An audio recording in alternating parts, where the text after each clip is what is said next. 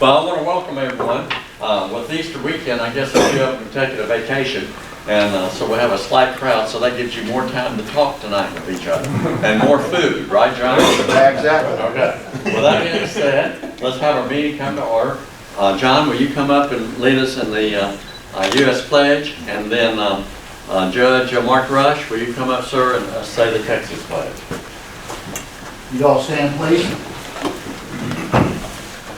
Hand over your heart, and to the greatest country flag, I pledge allegiance to the flag of the United States of America and to the republic for which it stands, one nation, under God, indivisible, with liberty and justice for all. If you please join me in the pledge to the Texas flag. Honor the Texas flag. I pledge allegiance to thee, Texas, one state, under God, one and indivisible. And now please remain Stand in a moment, okay? And for Jerry Yancey, will you come up, sir? Jerry, if y'all don't know, former county chairman, president of the club, and a dedicated worker for 30 plus years. Something like that. Will you lead us in the invocation, sir? Please bow your head. Our Father in heaven, we ask thy blessings upon this group of like-minded people and ask that you grant us wisdom in all that we say and do here. We further ask thy blessings upon the armed services and on all the other people who represent our country over in all the foreign lands. In Jesus' name we pray. Amen. Please have a seat. And what's the magic question? Delar, you're going to have to answer with it, but who are we? We're the traditional Republican Men's Club of Collin County. How many years are we old? 52. 52 years this year. Okay, right. All right, you got a good memory. Mr. Tillman put that in your speech, didn't he? Yeah. But anyway, who are we? We do not endorse anyone. We are volunteers. This is an educational forum to keep everybody informed on the state and county issues. And I welcome everybody. We have with the efforts of, I'm going to get you to stand up so I can pat you on the back. Come on, David. Oh, by all means. Okay. David is assistant program chairman and done one fabulous job this year, and has opened the doors to some extremely favorable contacts. And one of those is this evening, correct? Yes, sir. So you want to introduce our speaker, sir? Absolutely. And David, appreciate all the effort you put forth. Oh, glad to. Tonight we're going to hear from Tom Giovanetti, who is the president of the Institute for Policy Innovation. They are right here in Dallas. I strongly urge you to go to ipi.org and sign up for the newsletter and emails. Tom and his team do a lot of very good policy analysis. He is an expert on TPP, he's an expert on a lot of things. Lately he's been writing a lot about what the Texas legislature is doing, critically, and worth reading. Tonight he's going to talk to us in particular about the USMCA, better known of course as the new NAFTA. And that'll give him an opportunity to talk about what President Trump has done, what he's doing, and Tom's going to talk some, of course, about what he should be doing. One quick thing before Tom comes up, I want to say is he's a policy guy, okay? Which is one reason I think he's very good for us to hear from. He's definitely one of us. He fits in well here. But he's a nonpartisan policy guy. And I think you'll see that reflected. I think it would be fair to say Tom's priorities are, when it comes to trade in particular, how we increase our wealth, and probably more importantly, how we increase our freedom and keep things free. So, please welcome Tom Giovanetti. Now, Tom, I need an answer quick. Are you going to utilize PowerPoint? No, I'm not. All right, I'm going to turn the lights back on. You're leaving. You like PowerPoint. Most people don't like it. I'm waiting for an earthquake. Yeah, when we do events, can everybody hear me okay? When we do events, sometimes our speakers will say, can I do a PowerPoint? And we usually say, if you've got less than 3 slides, you could do a PowerPoint. Because every once in a while you'll have somebody who just wants to go through 25 slides or something. That's tedious. I very much appreciate the invitation to speak to you tonight. And I really appreciate what David said about being a policy person, because that was the first point I was going to talk to you about. You have invited a policy person to talk to you tonight. You have not invited a political operative to speak to you tonight. I am a conservative. It is only a coincidence that I'm a Republican. I'm a Republican because Republicans tend to be right on conservative policies. But if Republicans go off the plantation or off the reservation on something and they do wrong, we call them out. I wrote a piece today that was highly critical of the Texas legislature for passing a terrible bill yesterday.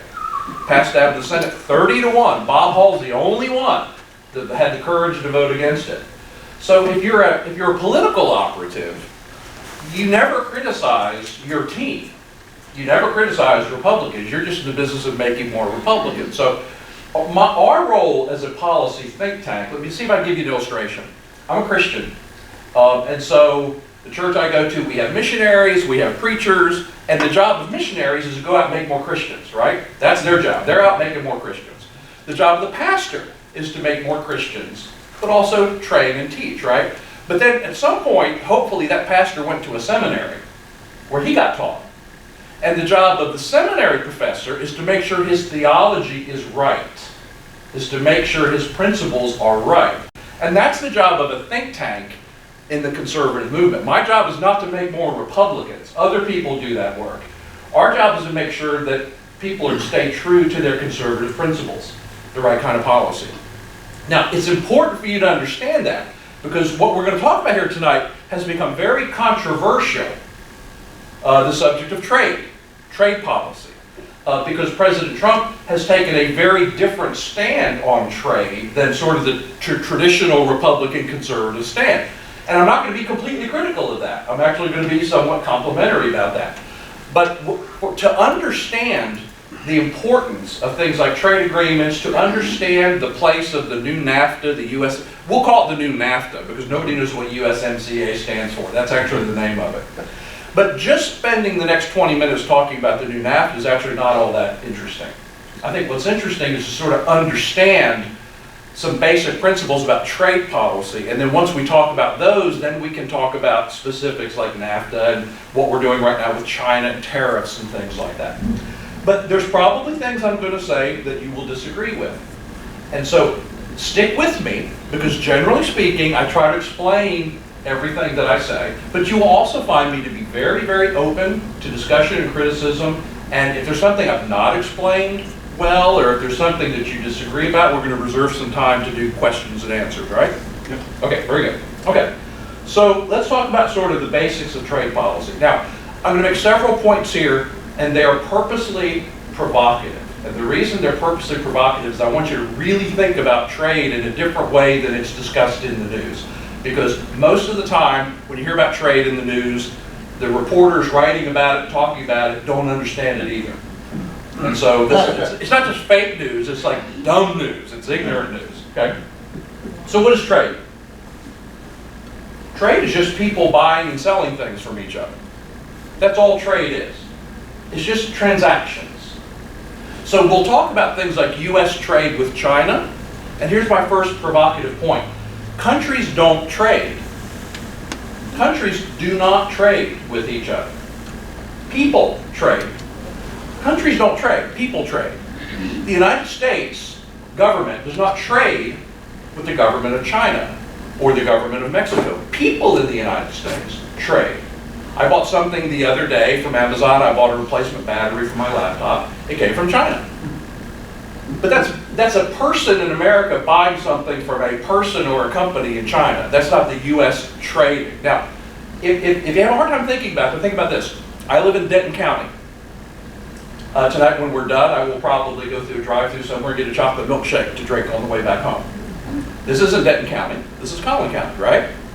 When I buy that chocolate milkshake, is that Denton County trading with Collin County? No, of course not. Of course not. That's dumb. Just because there happen to be governmental lines between us, no one would describe that as trade between Denton County and Collin County.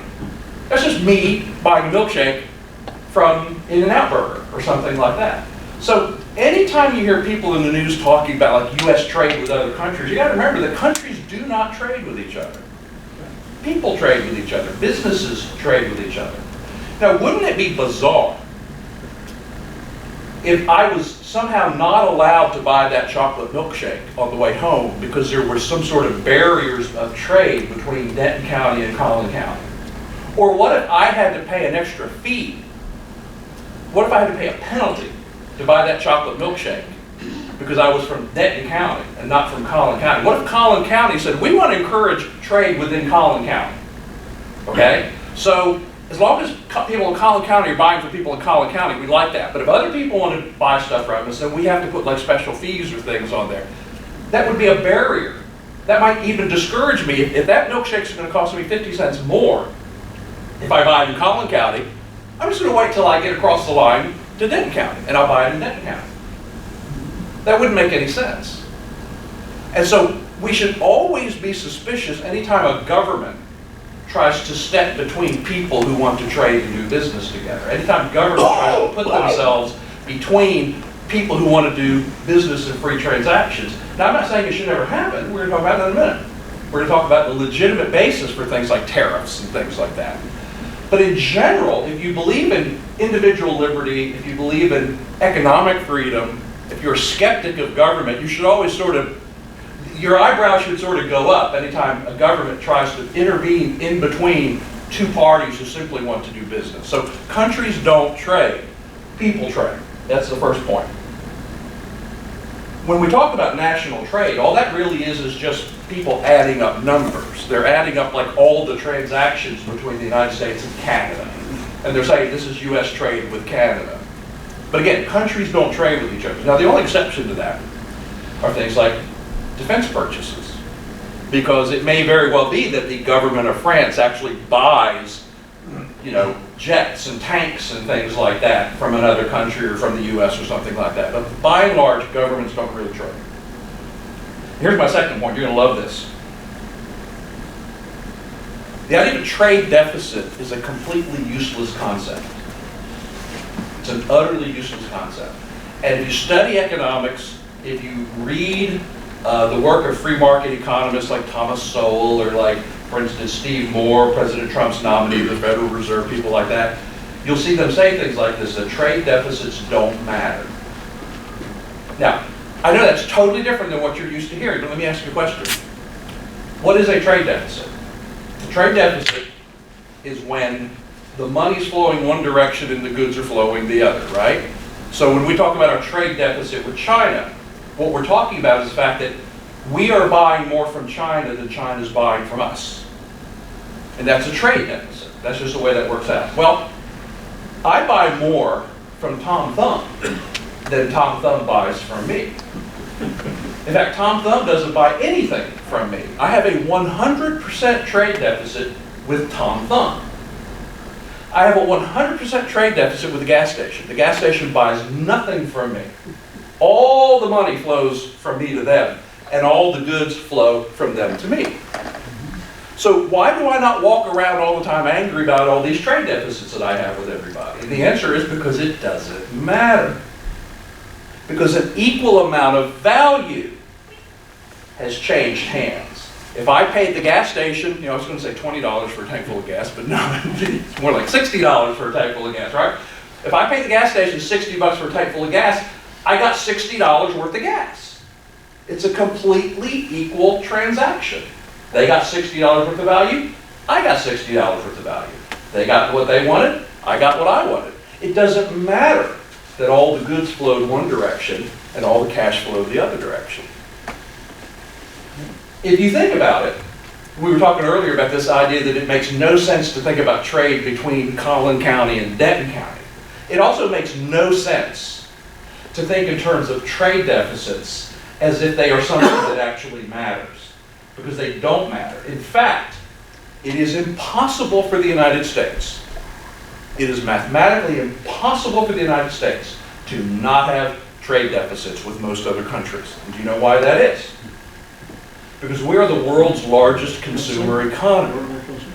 We buy more stuff than almost all the other nations of the world combined. It is mathematically impossible for us to not have a trade deficit with Brazil. Brazil's not as rich as we are. They can't afford to buy as much of our stuff as we can them. Or Venezuela. That's exactly right. In fact, if I were to put this up, see, this is the slide I should have had, okay? This is the slide I should have had. If you were to graphically represent not the geographical size of countries, but their economic power, this entire screen would be filled up by the United States. Not China, by the way. Not China. The United States. China would be about a sixth of the size of the United States. Now, I'm not talking about total economy. I'm talking about consumer economy, purchasing.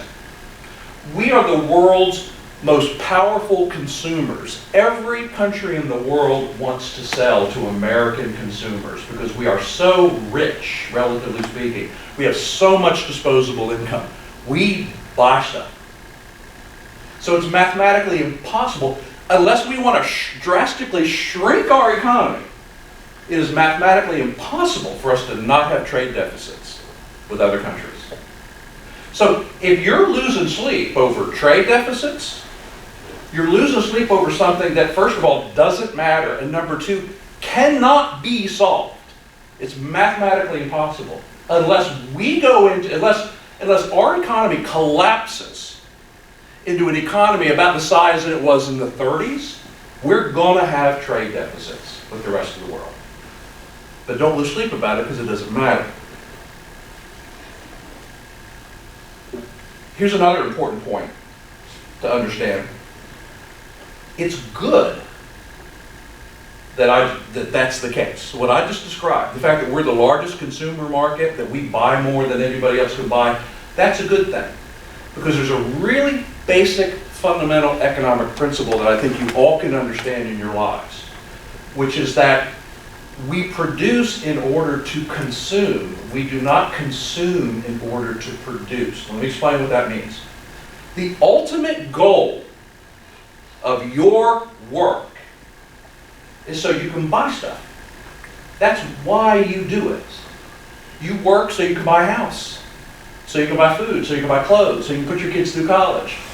You work to consume. You don't consume in order to work. You don't buy stuff because you really want to benefit business. That's not why you buy stuff. You buy stuff, you work so that you can consume things. If you didn't have to work, you probably wouldn't. Or you wouldn't work as hard. Or you might work at something that paid less but was more enjoyable. But the reason we work is to consume. We're not slaves. We don't buy in order to please our business masters. We're not forced to go out and buy things. So a fundamental economic principle is you produce, you work, whatever your work is, whether you farm, or whether you work in a service industry, or whether you teach, whatever you do, you work in order to consume. Consumption is the end product of all of this stuff. So it's not bad to have the world's biggest consumer economy. Now, practically speaking, you shouldn't spend all your money on consumption. You should do some saving and investing too. But why do we save and invest? Ultimately, to consume. That's why you save and invest, so that you can consume later, right? When you're retired. Or so that your children and grandchildren can consume, based on your savings and your estate, that kind of thing.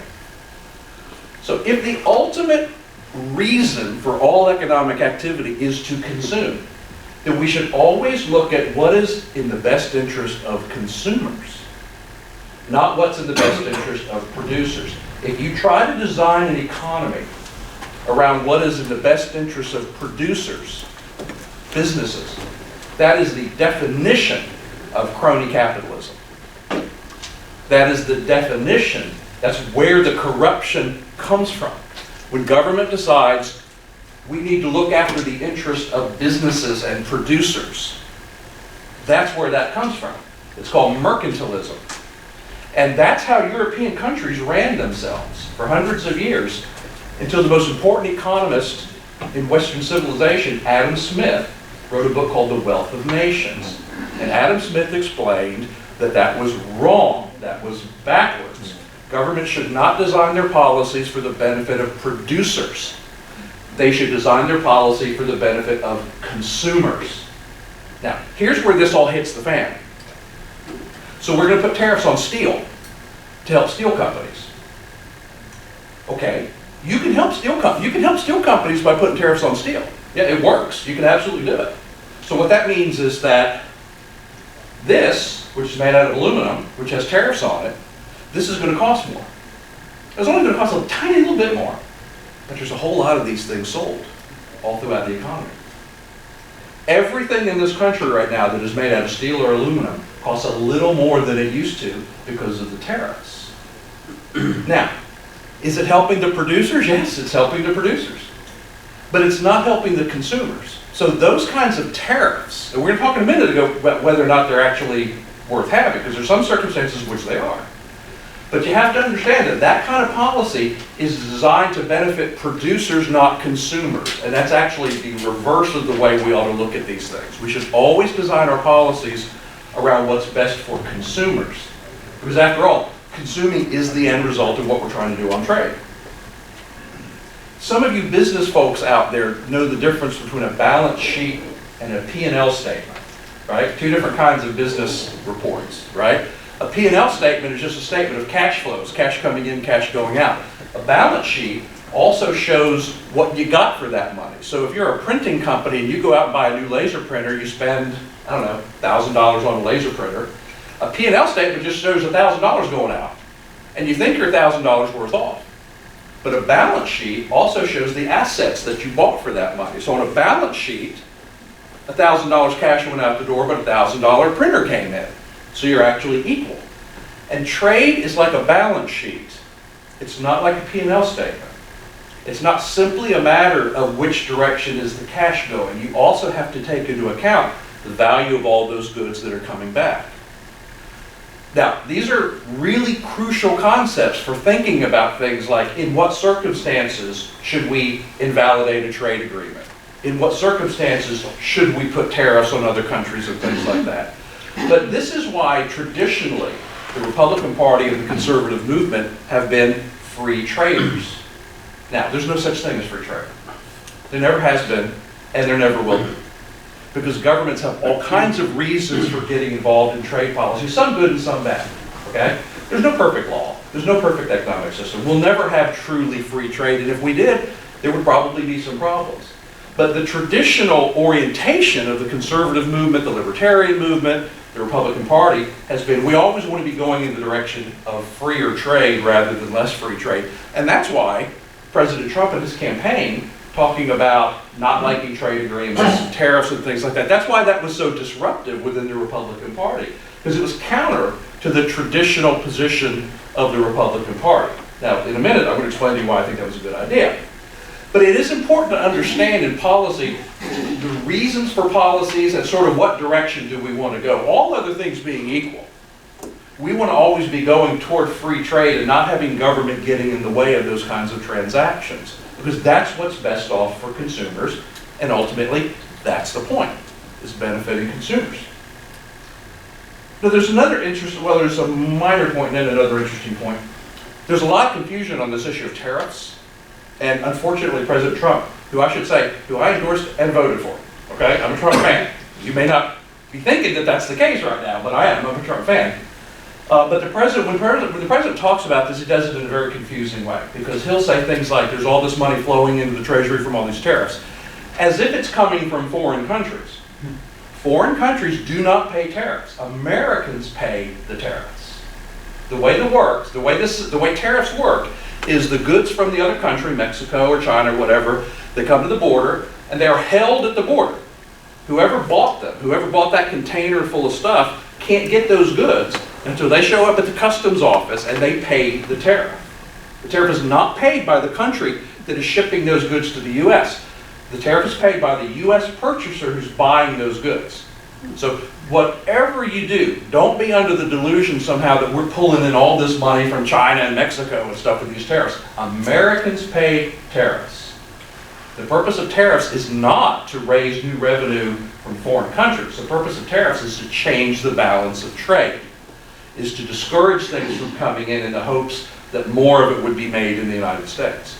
So it's Americans, it's you and me who are paying the tariffs. Now, we may be okay with that. We may think it's worth it.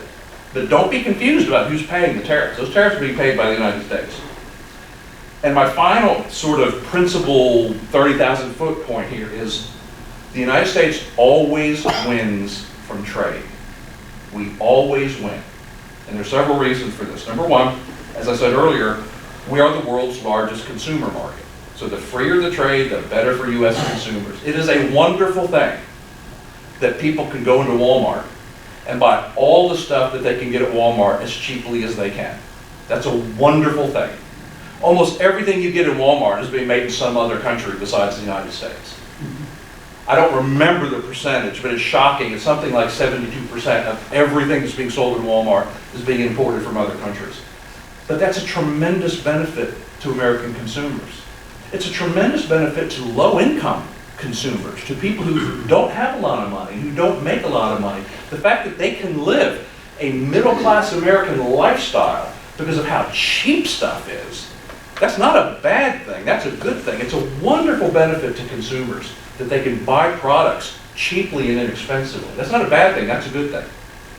But the main reason that the U.S. always benefits from trade is that the world economy is denominated in U.S. dollars. Okay? Have any of you ever been to like a Chuck E. Cheese with the grandkids or like Dave & Buster's or something? They have these tokens, right? And you got to convert your money into tokens in order to play the games or whatever. So the Dave & Buster's economy is denominated in Dave & Buster's tokens, right? Now, you could, in theory, walk out of Dave & Buster's with a pocket full of tokens and think you're a real rich person. I mean, look at all these tokens I've got, right? But the true value of those tokens can only be realized when you take them back to Dave & Buster's. They have to eventually end up back at Dave & Buster's. Those Chuck E. Cheese tickets or whatever it is that they have, eventually they have to find their way back to Chuck E. Cheese, or they're really worthless. And that's the same way dollars work. That's the same way dollars work. So when we have a trade deficit with China, so there's all this American money going to China, right? And we say, oh, this is such a terrible thing that, you know, we've got this trade deficit with China. China has to send all those dollars back to the United States. Eventually. Eventually, all those dollars have to come back to the United States. And you know what? They do. Because China is the world's biggest purchaser of U.S. debt. So those dollars come back. They come back. This is the greatest advantage that the United States has that no one understands. It's not that we have the biggest Navy or the biggest Army or the biggest Air Force. It's not our technological advantage. It's not the fact that we have dominated in space. It's not any of that stuff. It's the fact that because we've been so dominant, the world economy is denominated in U.S. dollars. And they all eventually have to come back here. So we always win eventually from trade. Always. And one of the greatest screw-ups we could make is have trade policies in place that encourage other countries to start saying things like, well, we'd rather have Chinese currency than American currency. We lose that advantage and things spiral downhill really quickly. So the U.S. always wins from trade. Now, that's trade philosophy. Okay, that's not what I was asked to come here and talk to you about, but you got to understand that stuff if we're going to talk about the nuts and bolts of trade agreements, okay? So, the whole purpose of trade agreements is to try to lock in favorable deals for the United States. That's why we do them. And because we're the world's biggest economy, we can twist other countries' arms and we can get them to do business our way. So, a trade agreement with the United States has never been like we have a trade agreement with Vietnam, right? Well, Vietnam wants to sell to us more than we want to sell to Vietnam, so they have more to gain. So we were able, in our trade agreement with Vietnam, to force all kinds of policies on Vietnam. We were able to force them through trade agreements to respect American patents and intellectual property.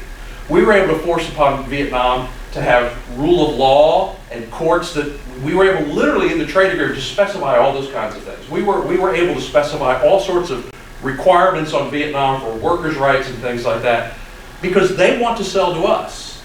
And so to sell to us, we get to use all this leverage on them and we get to get them to bend to our will. So this idea somehow that the whole world has been suckering us through trade agreements is just not true. Now, we do have some lousy trade agreements. I'm not saying that. We do have lousy trade agreements. But the balance of power is so great that they have to give us more than we have to give them in trade agreements. So the free trade agreements we have with Australia and with South Korea and all these trade agreements, there's no perfect law, there's no perfect trade agreement, but in general, those agreements have all done more for us than they have for that other country. Again, just because of the sheer size of our consumer market. But technology changes, the economy changes, all sorts of things change. And what happens with these trade agreements is they were the best that could be done when they were negotiated, but the more time that goes by, the worse they get. Because they're not updated to reflect the changes in the economy and that sort of a thing. So when we look at something like NAFTA, and we say, oh, this NAFTA, this has been a terrible thing. No, I'm sorry, it has not been a terrible thing. But it was becoming a worse deal because it hadn't been updated. It was actually a pretty good deal when it was negotiated during the Clinton years. Now, I'm sure some of you disagree with that because there's people who have built entire political schemes on how much they hate NAFTA. Remember, you want your trading partner to do well. If you don't like illegal immigration from Mexico, what is the ultimate solution to that? For Mexico's economy to get stronger so they don't have to come over here, so they don't have to sneak into the country and work. Empires, back in the old bad days of empires used trade agreements to hold other countries down. The British Empire used its power to hold other countries down. The reason we rebelled against the British in the 1700s is they were holding the colonies down. That's why we rebelled. So empires use trade agreements to hold their trading partners down. In our modern Western economies and modern Western democracies, we don't use trade agreements to hold other countries down. We use trade agreements to benefit both parties because it's not a zero-sum thing. For me to have something, I don't have to take it away from you. That's the beauty of capitalism. It's the beauty of economic growth, is that the whole pie can grow. I can do better off and you can do better off. For me to be wealthy, you don't have to be poor. My wealth is not taken from you. That's actually a Marxist way to view things. That's what Karl Marx said. Karl Marx said the reason we hate capitalists is that the way they got wealthy was by taking away from everyone else. And so we have to rebel against the capitalists. We have to take their property away. That's a Marxist way of viewing the world. In a free enterprise, capitalist way of viewing the world, everyone can do better. And so a good trade agreement with Mexico, with Canada, both parties do better. And ultimately, you don't want the big country on your border to be a third world hellhole. You don't want it to be a cartel, drug, narco state collapsing with a corrupt government. You don't want that. You want them to do better. Because the worse things are in Mexico, the bigger problem you have with illegal immigration coming into this country. So ideally, we want trade agreements with countries like Mexico and Canada that are good for both parties. And so NAFTA did benefit Mexico. It absolutely did. But that's a feature, not a bug. That's not a bad thing that it benefited Mexico. It's a good thing. It also benefited the United States. But it badly needed to be updated. So, Donald Trump was absolutely right to say it's time to get rid of NAFTA and replace it with something better. Now, does it surprise you to hear me say that? Because everything I've said about trade so far is sort of contrary to what President Trump has been saying about trade. Trade is one of those areas where I and most conservative and free market policy people disagree with the president. But his reasons may not have been the best, but he was right ultimately about the policy. That NAFTA absolutely did have to be redone. And the new agreement, the new NAFTA, USMCA, is a much better agreement. It's a far superior agreement. And the main ways that it is superior is the areas where it's updated to reflect the changes that have happened in the economy since the original NAFTA was done. There was no internet when NAFTA was negotiated. There was no internet. It was actually a novel thing for trucks to come across the border between the US and Canada when NAFTA was negotiated, trading goods and services. It's not a novel thing anymore. There's lots of ways that the new USMCA agreement is far better than NAFTA. So that's why we at IPI are big champions of, we're doing a lot of work arguing and trying to make the case for passing the new USMCA. Because it's a dramatically better agreement. But it's not a better agreement because trade is bad. It's a better agreement because trade is good. It's not a better agreement because NAFTA was bad. It's a better agreement because it is updated to reflect all the changes that have happened since then. So it's a great agreement. It's a wonderful agreement. We should use the new NAFTA agreement as a template to do new trade agreements with other countries as well. It's that good of an agreement. Now, I have to caution you about this idea somehow, because some Republicans have this idea that NAFTA was this hideously bad thing. It was this hideously, from the day it was signed, it was a hideously bad thing, but this new agreement is like nirvana, it's like the greatest thing in the world. They're not completely different. There were whole chapters of the old NAFTA agreement that were just imported directly into this new agreement, because they were good, because there was nothing wrong with them.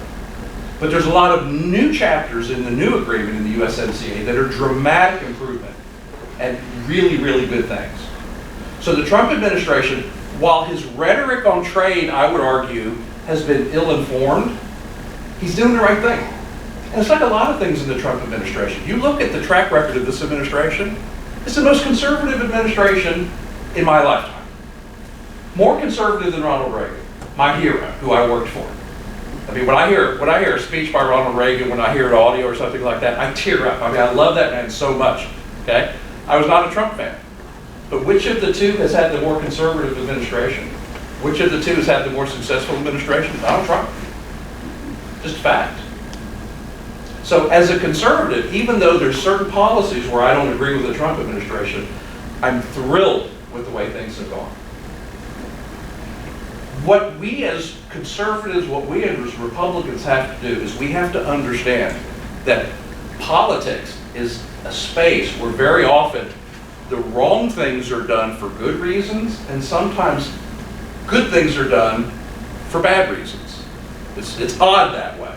Very, very many times, politicians will have a good motivation to do something. They'll think they're solving a problem, and they'll write a law, and it's a disaster. There's all sorts of unintended consequences. And sometimes a really, really good thing happens, like the new NAFTA, and the steel tariffs with China, which I'm about to talk about. Sometimes very good things can happen, even though an administration doesn't necessarily have good reasons for doing it. So as somebody who was not a huge Trump fan during, by the way, I should say, I was not a huge Trump fan during the primaries. He was not my first choice. But once that was settled, and once Trump was the nominee, it was a different calculation. Once it's Donald Trump versus Hillary Clinton, that's a no-brainer. I'm sorry, okay? That is a no-brainer. And so even though I was not a Trump fan during the primaries, I, along with about 300 other conservative writers, signed a written, published endorsement of President Trump. It's still up on the internet, you can still see it.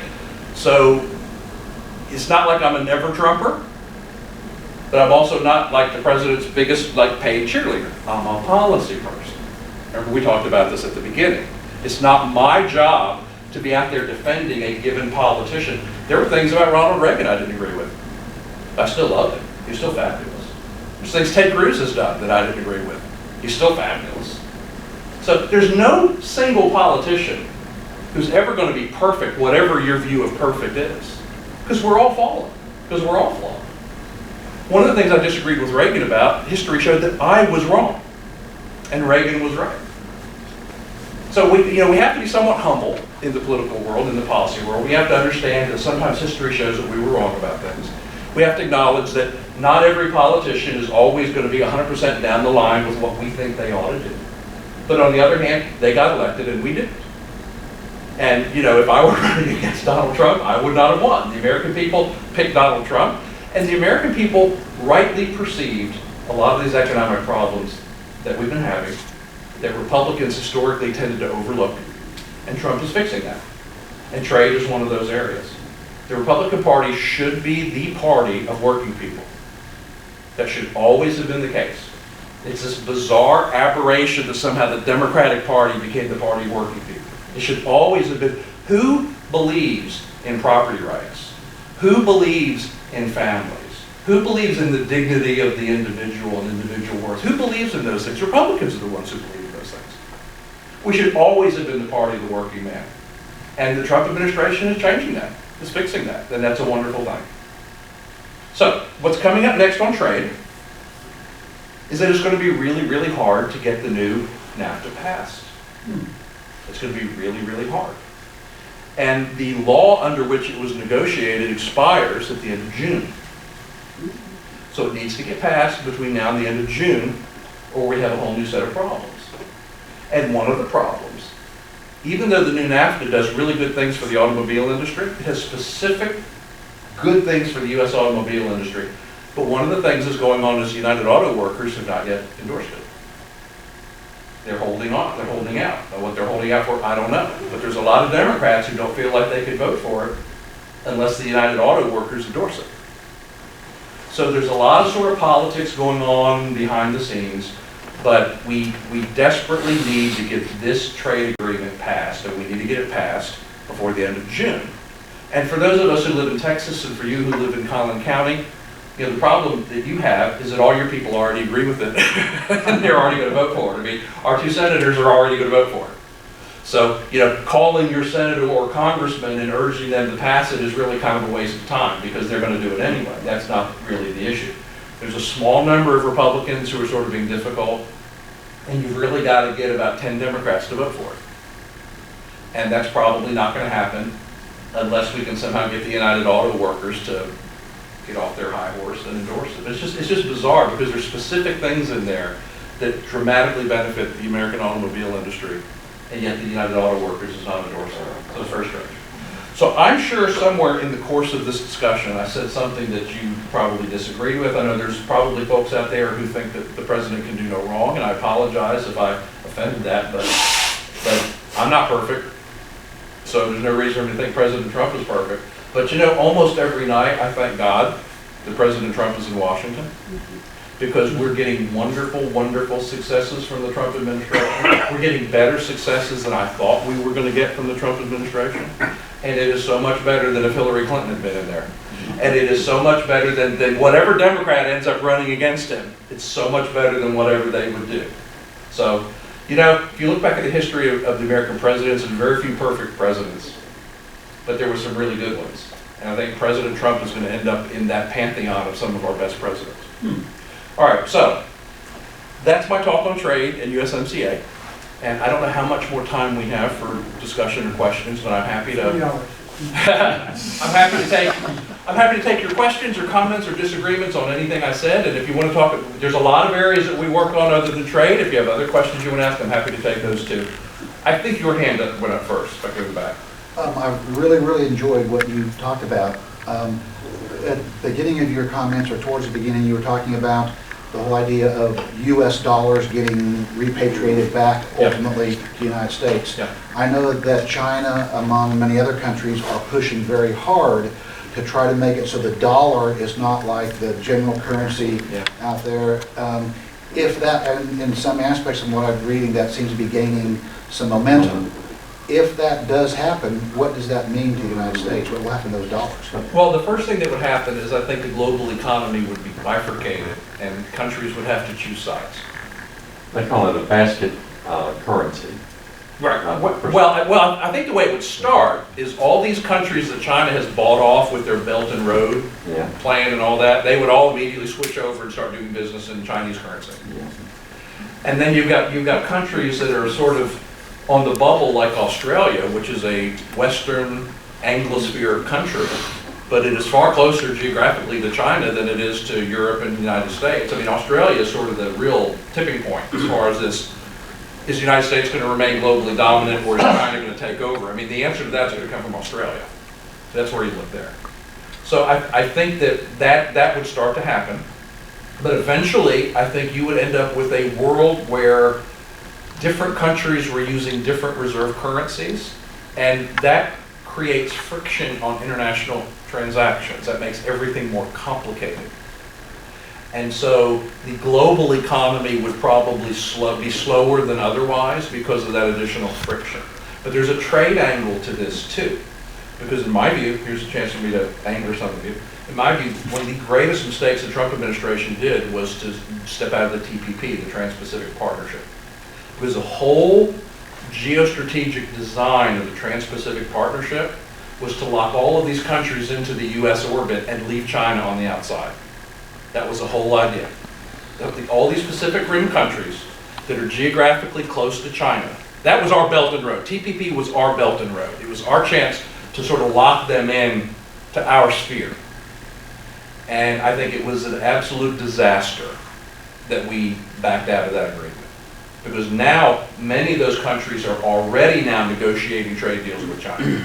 And we're the ones that are on the outside looking in. Now, here's what's fascinating to me. There's some signs that the Trump administration recognizes that that was a mistake. And the USTR, the Office of the U.S. Trade Representative, has made some noise in the last couple of months about possibly seeking to rejoin the TPP. Now, I'm sure we would have some conditions and some changes we would want made. But I think history, unfortunately, will show that that was a terrible mistake. It was done to score political points, but 50 years from now, we may be paying the price for it. Yes, sir. You said sometimes tariffs were good, and we're going to talk about. Oh, I did. I'm so sorry. I skipped over a whole point here. The only circumstance in which great trade policies don't make sense is with your enemies. It doesn't make sense to trade with your enemies. Now, trade can keep someone from becoming an enemy. Generally speaking, countries that do a lot of trade together don't go to war together.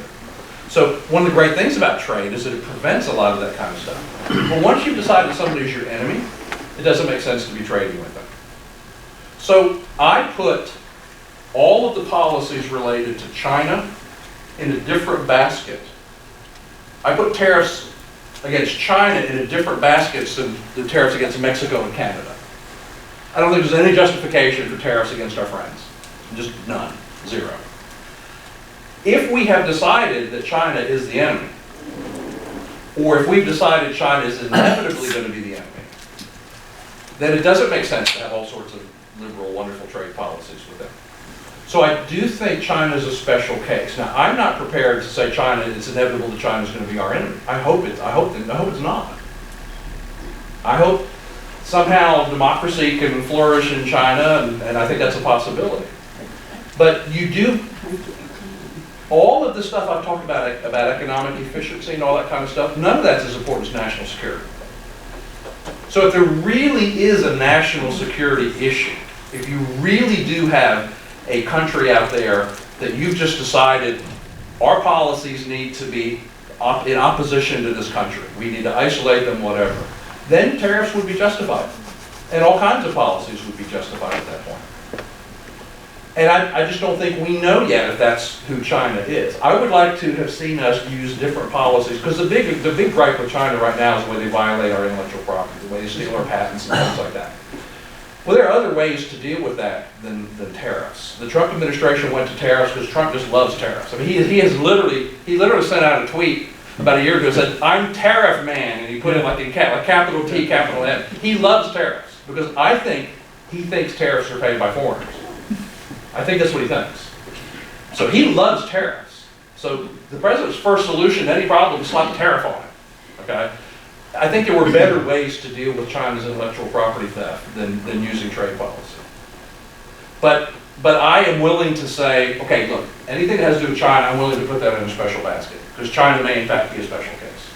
So I think when there are really real honest national security issues, you have to give serious consideration to that. The problem is we're using national security as the excuse to put tariffs on Canada. We have no national security threat from Canada. None. Okay, so that's totally illegitimate. Hey. But China, yeah, exactly, yeah. Poser. But if an administration wants to argue, we have strategically shifted, we've decided we need to have different policies toward China, and if they can make that case, I think that's a defensible case. Here's where we went wrong with China, in my view. Until the Clinton administration, every year China had to face what was called most favored nation status. Because we have favorable trade policies for what are called most favored nations. And every year, China went through a review. And every year the review said, nope, China's not a most favored nation. And so we had restrictive trade policies on China right up to the Clinton administration. And during the Clinton administration, that changed. And Congress passed a law, and they said, okay, we're doing away with this most favored nation status thing. And if you can look back and you could chart from that point in the Clinton administration is when the Chinese economy just exploded. That's when it happened. So we had hoops that China had to jump through in order to trade with us, and we got rid of them. And I think strategically that was the huge mistake. It's much harder, what's the expression? It's much harder to put the tiger back in the cage once it's out of the cage. It's much harder to do that. Now, you know, from a purely human standpoint, this is, you know, I'll just say this for what it's worth.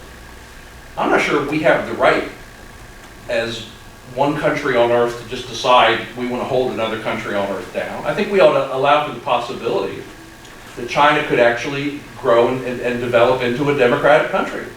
I think we have to allow for the possibility that could happen.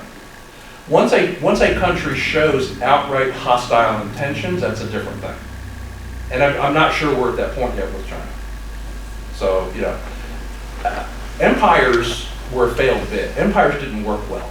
We should always be wary of adopting the kind of policies as Americans that empires used to adopt. We don't want to hold down other countries. We want them all to do well. Because the richer they are, the more they can buy from us.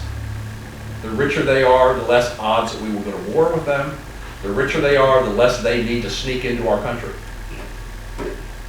I hope that answers your question. Yes, sir. Okay, what would be your approach on China's theft of intellectual property to solve it? Sure.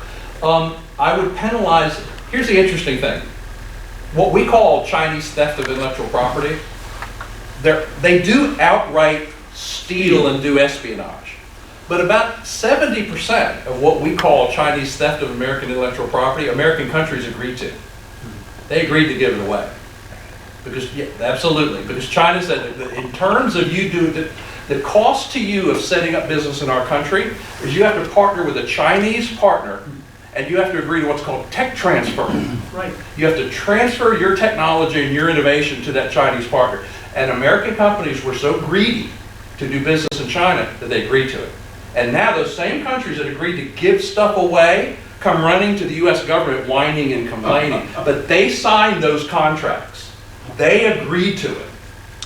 And I have no compassion on companies that in their greed to sell to China gave their stuff away, and they now want the US government to come and solve their problem. That's a whole different thing than China literally hacking into someone's computer and stealing their plans and technology. That goes on too. But you'd be surprised how much of this stuff was done with the complicity of US companies. Okay. Unrelated, Yes. still on tariffs. Sure. Apparently Canada was charging, what, 200 and some percent a tariff on milk Right. that we were requiring, and that was changed in the USMCA. A little bit, yeah. Yeah. So what's your response to if another country is charging Right. a tariff? And isn't that how the steel Yeah, thing came well, about? this is how trade wars get started, okay? Because it becomes a tit for tat thing. Right. Okay, you're doing this to us, so we're going to do this to you, So let's right? screw Yeah. you, and then let's agree. Exactly. And then Trump is saying, well, let's just, everybody have zero tariffs, and then we'll have free trade. And that would be a lovely thing. Right. If we could ever get there, that would be a lovely thing. Almost every country has one or two industries that they try to favor. So with Canada, it's timber and it's dairy. Oddly enough, you wouldn't think of Canada like being dairy, but timber and dairy is Canada's same. With Brazil, it's sugar. Brazil's government subsidizes their sugar farmers. The whole Brazilian sugar industry is basically subsidized by the Brazilian government so that cheap sugar can be exported all over the place to other countries, right? So is that unfair? It's absolutely unfair. Absolutely unfair. You can react to it in one of three ways. The first thing you could do is say, okay, fine, Americans are getting cheap sugar, we like that. That's my position. Because, as I said earlier, you should always analyze these things through what's good for consumers, not what's good for producers. So are Brazil's sugar subsidies unfair to American sugar growers? Yes, they're unfair. So you have to make a decision. Do you prioritize the low prices to American consumers, or do you prioritize the unfairness to American producers? to save workers. That's exactly right. Save the workers from being laid off. That's exactly right. So do you raise sugar prices to 300 million Americans, or do you benefit the 6,000 people who work in the American sugar industry? That's a no-brainer to me. It's the 300 million Americans. That's who you do. So if some other country wants to subsidize sugar or timber or dairy or whatever, as long as Americans are getting low prices, it's okay with me. I come from the state of South Carolina. I was raised in South Carolina. South Carolina, when I was a child, was the center of the country's textile industry. Most of the clothes, most of the underwear that you wore, most of the carpet you walked on came from South Carolina. It's all gone. North Carolina, too. Yeah, so you know something about that. Well, Yeah. furniture, right? Yeah. So that whole industry's gone from South Carolina over the course of my adulthood. It's all gone. Okay, it all moved to Vietnam. South Carolina's thrilled. Because you know who's in South Carolina now? BMW. BMW, Boeing, high-tech manufacturing. South Carolina's whole economy turned over because it lost the textile industry. Isn't that It's creative destruction. Isn't that like Darwin's survival of the fittest? To some degree, it is. To some degree, it is. So I've seen this literally. My wife's father was an executive of the textile industry that in our early years of marriage, business went under. Because they all did. They all did. So the textile industry in South Carolina was screaming to the federal government for protection against all this unfair competition. But over time, it all worked out. And the people who would have worked in the textile industry today work in better industries where it's safer and it's fewer hours and they make more money. That's economic dynamism. When you try to protect an industry, you rule out the possibility of economic dynamism. You really do. So if other countries want to give American consumers a sweet deal on something, we should take it. We should take it. Okay, Yes, ma'am.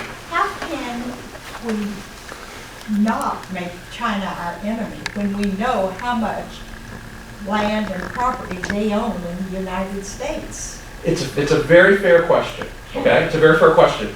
20 years ago, and I can tell that you and I are both old enough we were still adults 20 years Honey, ago. I'm older than you. My birthday was yesterday, actually, so I'm a year older than I was yesterday. 20 years ago, that's what everyone was saying about Japan. Yeah. Japan bought Pebble Beach Golf Course. They were buying all sorts of real estate in Manhattan and New York.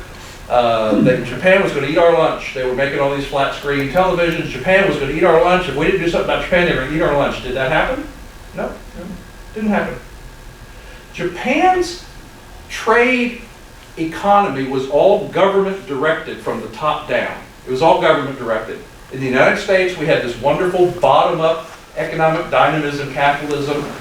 We outcompeted Japan. Free enterprise is always going to outcompete state-directed enterprise. It's always going to outcompete governments. But the reason this is really interesting right now is that a lot of what China's doing is all government directed. And you've got people in the U.S. government today really seriously asking the question, should we be more like China?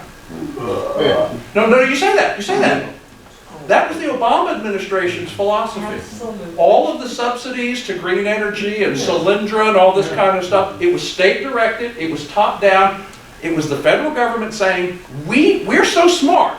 Our brains are so big in the federal government, we know what industries we should be involved in. And we're going to funnel money to those industries. And there's industries we don't want to be involved in anymore. Those nasty fossil fuel industries, so we're going to punish that. That's what the Obama administration did. That's the way China operates. It's all top-down government driven. The beauty of free enterprise and capitalism is bottom-up economic dynamism that's consumer driven is always going to outperform any kind of state-directed stuff in the long term. It really is. Because 300 million people collectively are smarter than 35 bureaucrats in some government agency. Yes, sir? With commodities, I can see what you're talking about in terms of trading rice or whatever. Yeah. But in a manufacturing environment, isn't the rise of China and the rise of other third world countries that hollowed out our manufacturing? And if manufacturing compared to service industries is considered the higher value game because you have one man or woman managing a machine that's turning out so many things, don't you eventually, that idea of the microeconomics, it's better for me to have cheap chairs or carpet or whatever Yeah. from a third world country. Isn't there a loss at some point where you go, this is really hurting me now, and maybe it'd be better to, I believe in free trade, but I do see China as an enemy. So I do see the idea that it would be good to keep my enemy in a corner, and at the same time, if I personally have to pay a few cents or dollars more for a manufactured good, it's here in America, my money's staying here. It's Yeah. going to a job somewhere, and that person then is contributing to this community or in the Right. country. So I don't know if that's the right way to look at it. No, that's a very fair and a very intelligent way to phrase that question. And again, I'm gonna answer it two ways.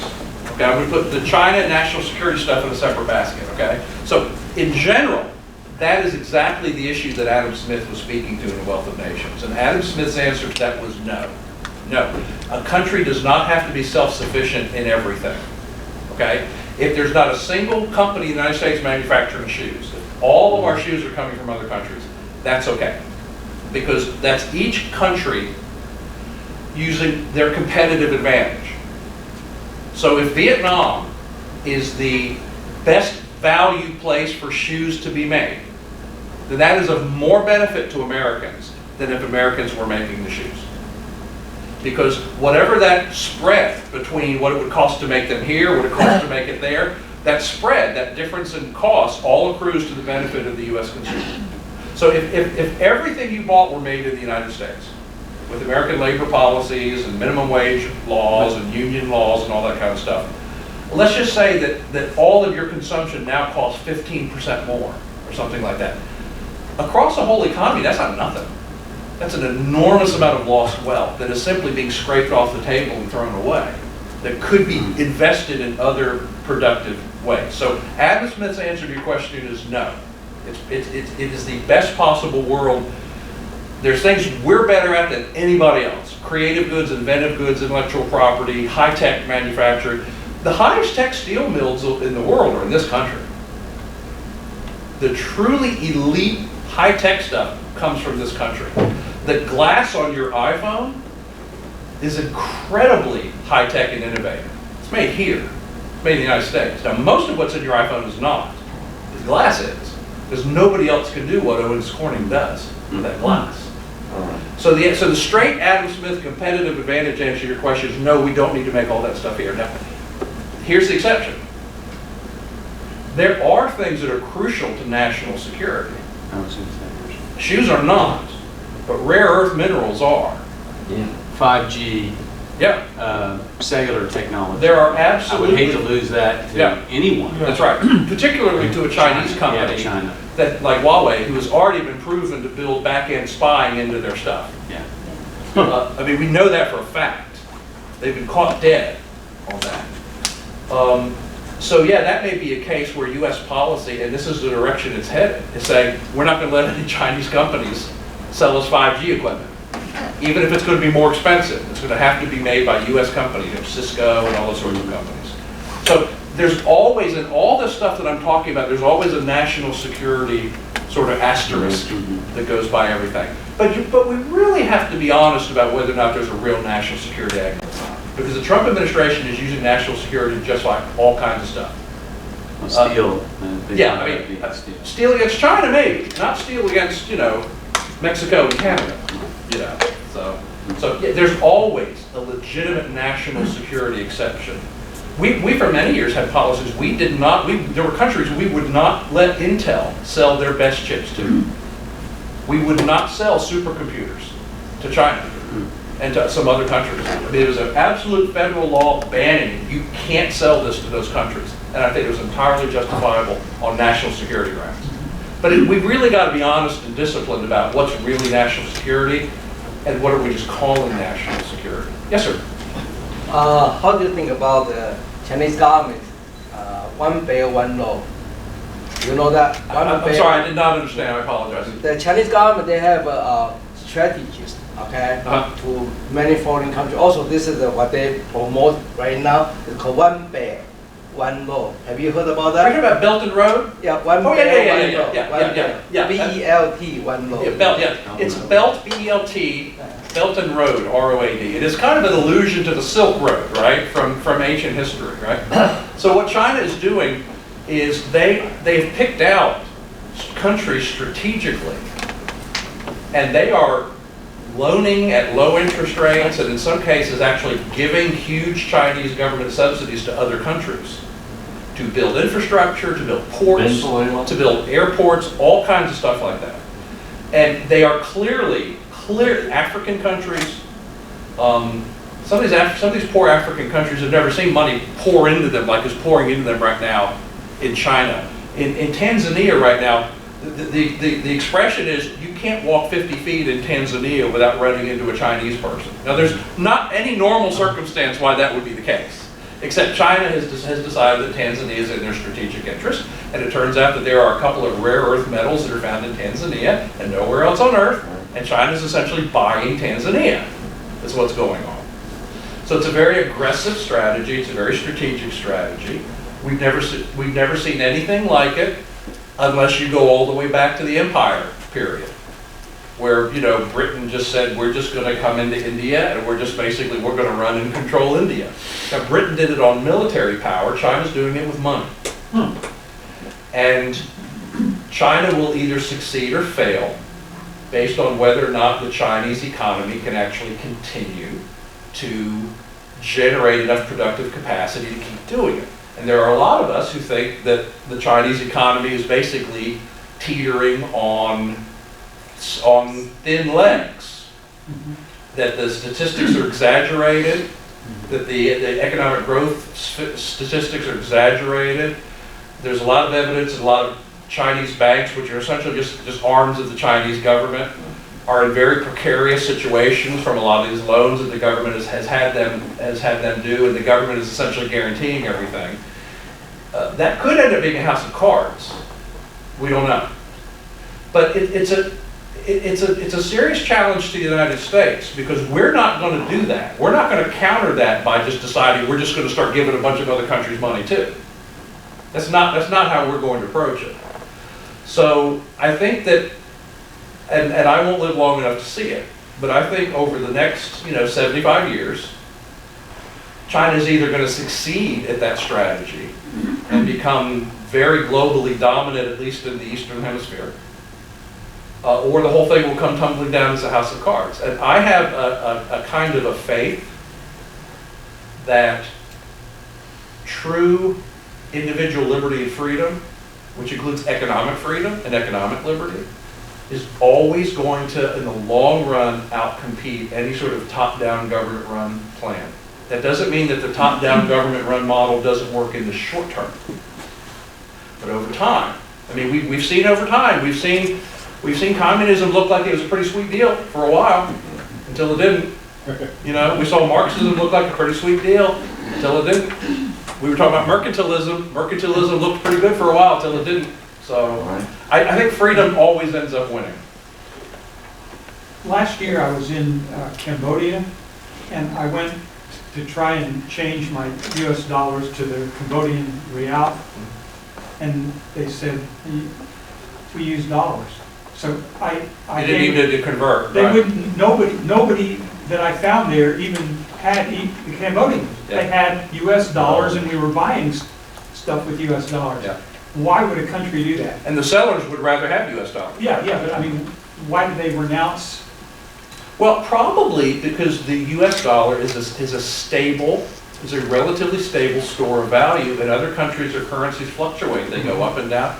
We've been watching Argentina for the last 40 years just continue to screw up. If Argentina had just decided, you know what, we're not even going to have our own currency, we're just going to have US dollars, that would have solved most of Argentina's problems.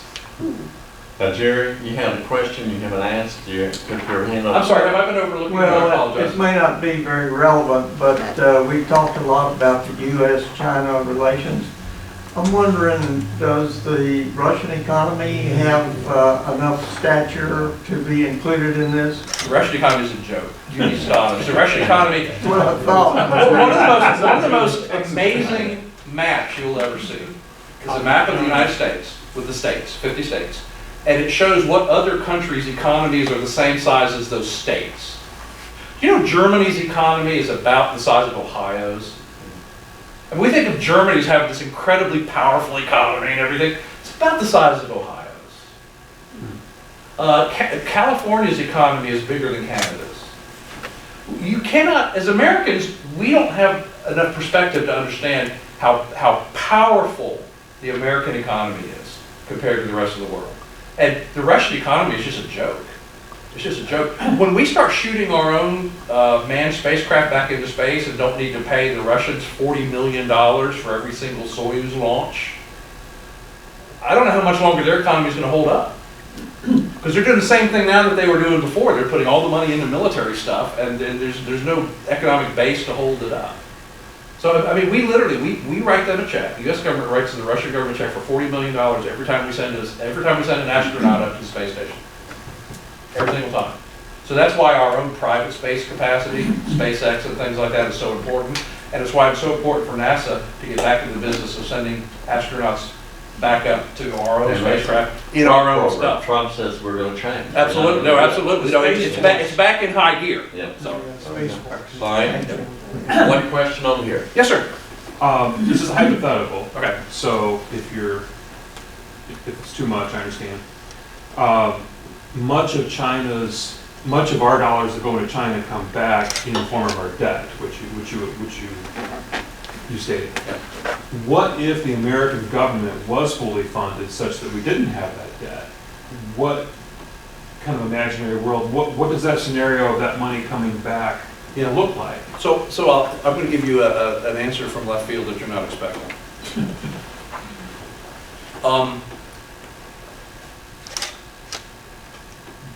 Understand the concept that debt can be a very powerful and useful tool.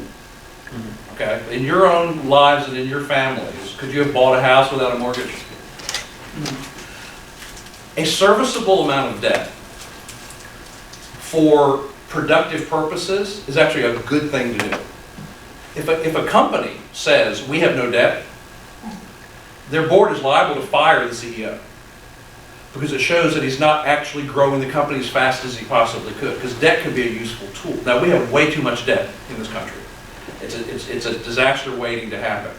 But if I had my choice, if the other option were no debt, I wouldn't take that either. I wouldn't take that either. Because debt is a very powerful, these countries are actually, when they buy our debt, they are actually investing in the United States. And they're tying their success to us. If we default on all that debt, is that a good thing for China or a bad thing? Horrible. At some point, China is going to want the United States to be economically strong so that we can service that debt that they bought. The idea of globalism these days gets a lot of shade thrown at it, but it's a better, more peaceful world when countries are interrelated in various ways than if every country sort of puts up walls and barriers and says, oh, we have to be self-sufficient and we don't want to be involved with other countries. That is how wars happen. That's how world wars happen in the past. So it's a much more peaceful place when I owe you and you owe me and I sell to you and you sell to me. And So is it the case then that, so you're saying that debt is a tool for those dollars to come back? Yep. So is it the case then that America would not be as large of a consumer nation if we didn't have this big federal debt? Because there would not be the avenue for those dollars to circulate back and the international system would get clawed. Yeah, it's a good question, and it comes down to what did we go into debt for? And you can go into debt to buy a house, or you can get up to your ears in credit card debt going out for pizza too often. It's good debt and bad debt. Okay, the debt we've accrued in this country largely is going out for pizza too often. I mean, we've gone into debt to fund a welfare state. That's bad debt. Okay. If we were able to eliminate that kind of debt, that would not have any kind of deleterious effect. Because that's not us putting our people on welfare and borrowing money to do it is not actually contributing anything to the global economy. See what I'm saying? So your scenario would actually be a more likely scenario if we were going into debt on all sorts of like infrastructure investments and stuff like that, where you were actually buying like concrete from Mexico and steel from China and that kind of a thing. But unfortunately, that's not what we go into debt for. We go into debt for all kind of foolishness. I don't know if that's a good answer or not, but. All right, yes, sir? Rob? I'm going to go back to your first phrase and ask the question. You said imbalances in trade does not matter. And I'm going to try to rephrase it and see if you agree. Sure. It does matter to those individual groups within the country that get disrupted. Yes. The overall country is better off, but those, and if that disruption becomes too high, then the likes of tariffs or other mechanisms can be used or maybe need to be used in order to keep that imbalance from happening. Is that a fair statement? It is a fair statement. And I'm going to come back with a very harsh response, but before I do that, I want to tell you my quick personal story. My dad did not go to college. My dad was a high school graduate, worked all his life in manufacturing plants. And my dad got disrupted. When my dad was 57, his plant closed and he was never employed again. It was highly disruptive to our family. It was economically devastating to our family. So I have seen trade-related disruption personally, okay? So what I'm going to say is going to sound very callous, but I want you to understand that I understand that it matters to the people involved, okay? The benefits of the innovative, disruptive economy are so valuable that it's worth that micro disruption. It really is. Because what ends up happening, the reason it gets disruptive is you have capital misinvested. You have capital invested in an industry where your country is no longer competitive. And you want that capital to get reallocated into an area where your country is competitive. So in South Carolina, getting out of the textile business, but getting into the Boeing and BMW business, that was, at a macro level, that was a reallocation of capital from a bad investment to a good investment. That doesn't change the fact that 250,000 people had their lives disrupted. It doesn't change that fact. But this is why, this is why we have the phrase creative destruction. It's why Schumpeter wrote his book, which is a very important economic book. The cost of a dynamic, growing economy is disruption. It just is. And if you use tariffs to try to protect that misallocation of capital, all you're doing is forestalling the inevitable, which is eventually going to happen. And if you'd rather the disruption happen naturally early than to put it off by 30 years, because it'll be a bigger disruption 30 years from now than it is right now. You'd rather it happen natural on a small gradual basis than to protect that industry for 30 years and then change policies. That would be a much bigger disruption. Can I do Go ahead, follow-up, if I would? Relative to, if you could provide some clarity, relative to world currency and the relative value of being the world currency, and if you could tie that to what Britain went through, because they were the world currency up until some point in time. What happened? What did they do wrong, if you will? What should we learn from that experience? An awful lot of it is the Adam Smith stuff we're talking about. An awful lot of it is the mercantilism. And if you know your history in this area, the British Empire collapsed in a shockingly fast amount of time. Shockingly fast. I mean, they went from having a navy that no one was able to question to being an insignificant player. And it all happened over about a 70-year period of time. And because they were a monarchy, even the constitutional monarchy, but because they were a monarchy, their government was not as responsive to global changes as it would have been if it was more of a democracy. And so the British Empire was on artificial oxygen for a while from government policy. But when the collapse came, it came very fast. And don't think it can't happen to us. I mean, this is one of the reasons why we have to this is one of the reasons why we have to so aggressively defend a bottom-up, dynamic, innovative economy, because it insulates us from those kind of disruptions. The whole reason we had the whole housing crisis and the collapse of 2008 was because of U.S. government federal policy that protected that bubble and let that bubble get bigger and bigger and bigger. And if that bubble had burst when it was smaller, we would not have had a recession. So, you know, if a bubble needs to burst, you know, if you've got a boil or something on your arm, you would have popped that thing when it's small, not when it's big. Okay, sorry. That's a terrible note to end on. Thanks, sir. Appreciate it. Hope that was helpful. You have to? Okay, first lot. Oh, okay. Thank you. Very much. Thank you very much. Appreciate it. David, thank you. All right, now let's take a few minutes here to go through. Delora, can you get up the legislative, Jeff Leach's picture, go to the state legislature, and let me make a point here. And I'd like to have you discussion on the bill that passed on the House bill later. I want to remind everybody, go to your state legislature webpage, check and see the bills that they're working on and how they're voting. Now, we'll pull up Jeff Leach, but you know, Matt Shaheen, Scott Sanford, everybody. You should know and keep in touch with your state representative, okay? And get acquainted with what they're involved in. All right, Delora, you're doing two things. You're talking to your girlfriend. Okay, can you web up? Pull up what the bill is, just an example here. On the call Arthur or one of them, I want to list any of them, it'll make a difference. But get acquainted to see what committees he's serving on, he or she, and what they're working on. And this House Bill 2, as it's referred to, is an important part, very important item before our legislature. That's okay. I think everybody's got it. I don't know where we're going. So let's talk about Lincoln Day for a minute and get ready to do it for our Wheel of Fortune. Lincoln Day was great success. All right, we brought in about $125,000. George Elliott called me today and wanted to thank our club especially. We had 5 tables. We had the leader, John, and the club that had sponsored the most tables.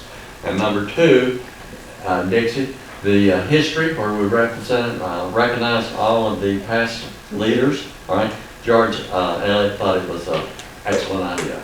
And gave us credit. George Flint. What did I say? Elliott. Thank you. George Flint. Okay, who's George Elliott? I know you. There's got to be somebody I know. Okay. George Flint. You can edit that on that. But George Flint, our county chairman, called me and expressed his gratitude and thanks for our club and what we've done in the party, and related to me that they brought in about $125,000. Okay. Now. Net. I don't want to say Yes, net. it is net. Well, if you know that, okay. I want to see the books and then I'll let you know. Okay. They're coming back. Now, I'm going to be sick. First of all, does anybody want to speak up for a candidate? Early voting starts when? Friday? Monday? Monday, which is? April 22nd. 22nd. And it's an important election. So if you have any question, call Kate, call me, call John, and we can give you some guidance. Can I say one thing? If you stand up, you can. If anyone would like to hand out or mail dear friend cards, I have a whole sack full of them in my car for Tim Chapel. And Delora, turn this off, please. Now look, one more thing, and that's okay. But now, Dr. Chaplin, does he need poll workers? Yes. I think that she is going to have people at the colleges because she's after that snowflake vote. Hate to use that term, but that's what I think it will be. And we really need to turn out our people. This is a crucial election. He is the very last one on the ballot. And our saying is, last on the ballot, but first in the heart.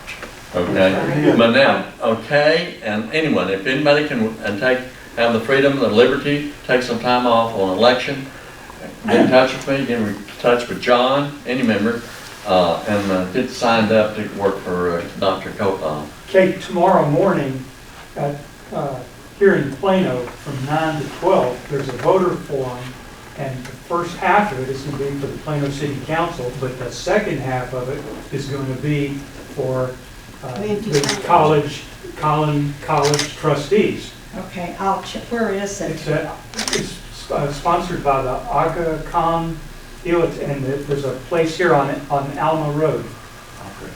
Is it the mosque? I don't know, it's on Alpha Road. Well, I mean, after Alma, the meeting, get the Alma. information. After that, Yeah. Okay. And Rich, Uh-huh. also, no, excuse me, Shelby I'm Shelby Williams. Did he? Actually, Shelby is running for Plano City Council Place 5, and most of you know that voting is not only going to be early on the 22nd, but on May the 4th. Shelby is the proponent for reducing not only the tax rate, but reducing the massive tax involved here in the city of Plano, and he graciously appreciate your vote. He called me about a half hour before I left and said, would you just stand in for me? Because he said, I'm out knocking on doors right now. That guy's a hard worker, and if you look at his campaign deal, he's gone into his deep pockets to fund his own campaign. Judge, see ya. You go. Whiting to work. Okay. All right, now who's back at the table? Sam, you can get all our tickets. Everybody get a ticket, and let's get ready. Okay, Eric's here. Now, I want everybody's attention for a minute, because I've got it on the good of the order. A lot of you do not know who Buddy Ragley was. Buddy Ragley was the chairman of this party in 1998, somewhere, and died in 2005, 2006. Okay, his wife, Dottie, who was very active in our club also and in our party, everything. She died this weekend. Okay, and excuse me. A week ago, A week ago. Okay. not this weekend. Okay. In the last 10 days. Okay, did I do it? Now, you know when the memorial service is going to be? Okay, I'll let you know. May 3rd, May 4th. Yeah, I Okay, think it's the Friday Unfortunately, it's before a- the election. all right, Yeah. okay. But I want everybody to know this about Buddy. He was a very good friend of mine and a golfing partner, and we did a lot of things together. But Buddy was the one that initiated, Richard, we're going to have the flags on the 4th of July float. You can call Charlie and get $500. And we started in 1998 or 99 was the first year, and we've been doing that every year, right?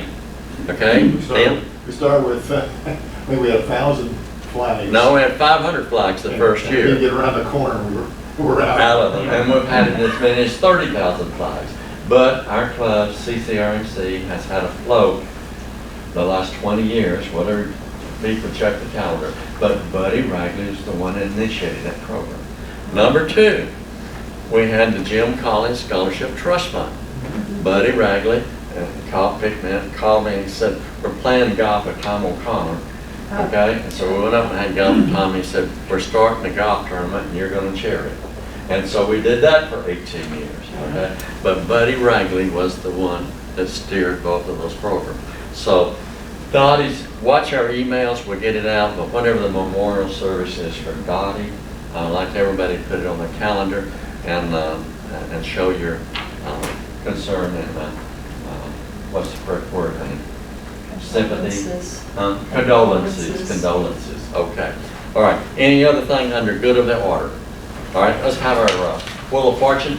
Young lady, come up and play, and I don't have a ticket. So I don't know why. Everybody got a ticket? Bring me one ticket. Everybody got your ticket? Sam, you got the list?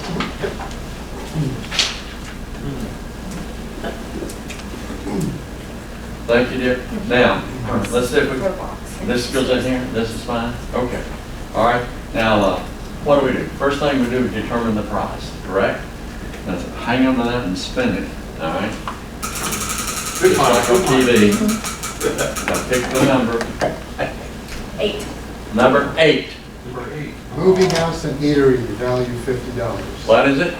Movie house and eatery, 2 Everybody know tickets. what that is? That's where you go watch the show and have dinner. So it's tickets to the, 2 tickets. 2 tickets to the deal. Okay, come and pick it.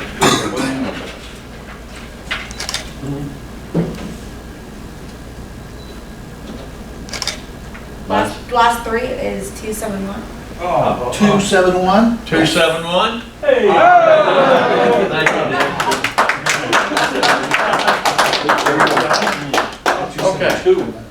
Oh, you missed it by one. That's fantastic. Give it to the treasurer. Hey, treasurer. There you go. Mr. Tillman, thank you. You have it on Facebook on probably Monday? Yeah, Okay. yes, sir. All right, appreciate it. Thank everybody attending the meeting and mark your calendar for next month. What's the next meeting? What date is it? You got a calendar in front of It's you? the third Thursday Yeah, of May. And that date is, ladies and gentlemen, the third Thursday is the 16th of May. 16th of May. Mark your calendar. Thank y'all, and the meeting is adjourned. Okay.